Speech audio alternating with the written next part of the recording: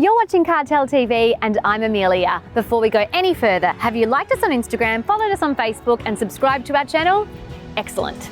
Jenny already reviewed the 2.5 litre hybrid RAV4 in its top trim, called Cruise, and it is quite possibly the best hybrid in its class and price range. Honestly, singing praises for the hybrid RAV4 is an easy thing to do. That hybrid powertrain makes a world of difference and really destroys competitors. For example, even though I like the Subaru Forester, it simply cannot compete with the hybrid RAV4. However, proper hybrids also cost money. If you like the new RAV4, but the hybrid is a bit too pricey.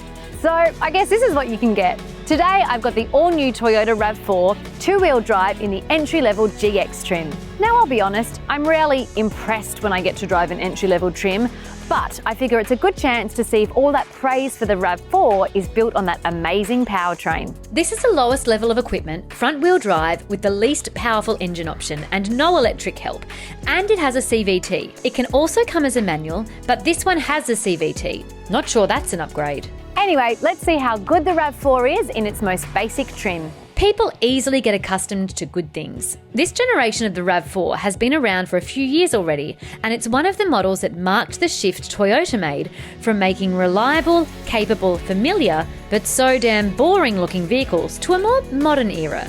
It was literally like all of the designers from Toyota slept for a decade. When they woke up, everything boring and old was out. And we got this. Sharp, angular shapes are everywhere. I mean, even the wheel arches look like they host my son's building blocks and not round wheels. The headlights are pretty aggressive and they work well with the grille, and the rear is also angular with this roof spoiler. The seat pillar is a bit too thick for my taste, but that's a small complaint really when it comes to looks. With all of these modernising upgrades, the RAV4 is still a little bit toned down when it comes to some of its competitors. Probably not a bad idea.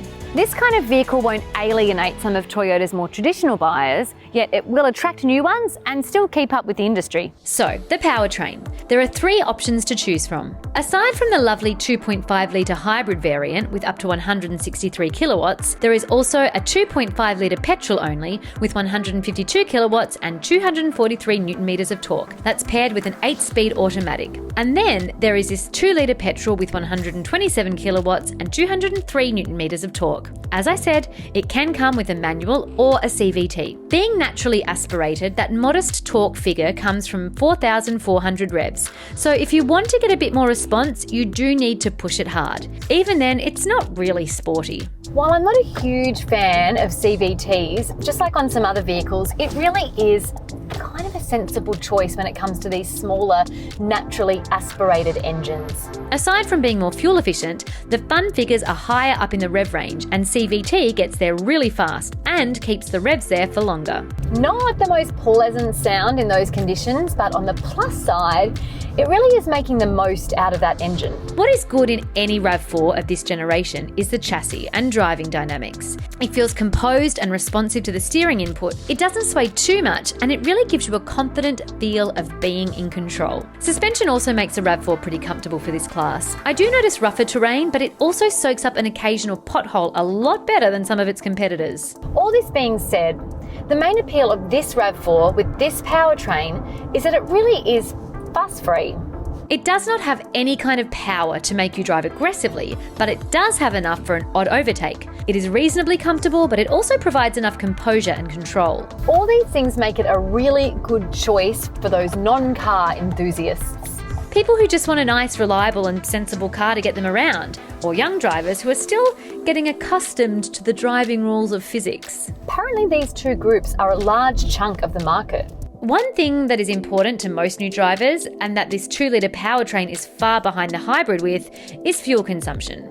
Yes, you do get the CVT to help, but a week of driving this around town gave us around 8 litres, while the hybrid, despite having a far better push, easily gave us under 6 litres per 100 kilometres. On the inside, the layout is shared with the hybrid for the most part. This means the driving position is great, that the infotainment screen is well positioned, the various controls are well laid out and easy to use, even without looking, and that there is enough space. All of that is great, but what isn't great is some of the materials used inside and just little things like the fonts and buttons. It just seems a bit basic. Just all feels a little dated now and not in line with the awesome exterior design. Another little gripe I have is that sometimes people can't quite hear me clearly when I'm using the hands-free. I'd love to know, is this something that other late model Toyota buyers have experienced? Anywho, the manually adjustable cloth seats in this trim are comfortable and surprisingly supportive. Again, because it's the lowest level trim, you don't get proximity keys, so you have to use your keys to open the door. Fair enough. But then you get a push button start, which means that you only really need to find your keys to open the door.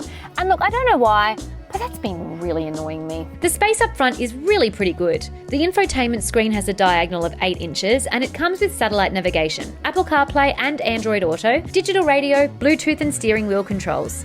In fact, the only upgrades that you get in higher trims in terms of multimedia includes wireless charging and a JBL premium audio system. Everything else is already here on the entry level. Very nice. There is enough storage space with twin cup holders up front, 2 more in the rear armrest, door bins with bottle holders, a front armrest bin and a glove box. If you're an adult getting into the RAV4, you may not be the happiest with the entry space and the angle of the doors. It's okay, it's going to depend on your size. But when you get inside, you'll see there is more than enough space for this class of cars with loads of legroom and headroom. Really, really good. And bonus points go to rear air vents, USB ports and central cup holders, even in the entry-level trim. The boot has a capacity of 580 litres, which is awesome for a compact SUV. If you remember our Cruiser hybrid review, that one had a really slow electric tailgate, but this one, you get to choose the speed of opening and closing the boot. That's just a really fancy way of saying it is a simple manual tailgate. The RAV4 is really well equipped when it comes to safety. Standard equipment includes things like lane departure alert, lane trace assist, auto CVT only, pre-collision safety system with pedestrian and daytime cyclist detection, road sign assist, automatic high beam and active cruise control, trailer sway control, blind spot monitor, rear cross traffic alert, front and rear parking sensors, reversing camera with fixed lines, ABS, EBD, brake assist, hill start assist and vehicle stability control. Yes, the main appeal of the RAV4 is definitely the hybrid powertrain. And yes, it does make one huge difference. And yes, if you can afford it, it should definitely be your pick. And that's probably why it drastically outsells the non-hybrid. The hybrid is simply a much better car and in a higher trim with better materials and additional equipment. It is even more obvious. Drive-away pricing for this GX 2-litre petrol with CVT and 2-wheel drive will cost just under $40,000. If you want the same trim with a hybrid engine, then it's not that much more expensive at just under $42,000. The all-wheel drive cruiser with a hybrid will cost you over $51,000. With the pricing difference so close, why wouldn't you just get the hybrid? Well, I guess most people do. Thanks for watching Cartell TV. I hope wherever you're watching from in the world, you are happy and healthy and well. And we'd love to know, what car would you like us to review next? Pop it down in the comments below. And while you're there, make sure you have subscribed to our channel for a never-ending stream of videos. Bye for now.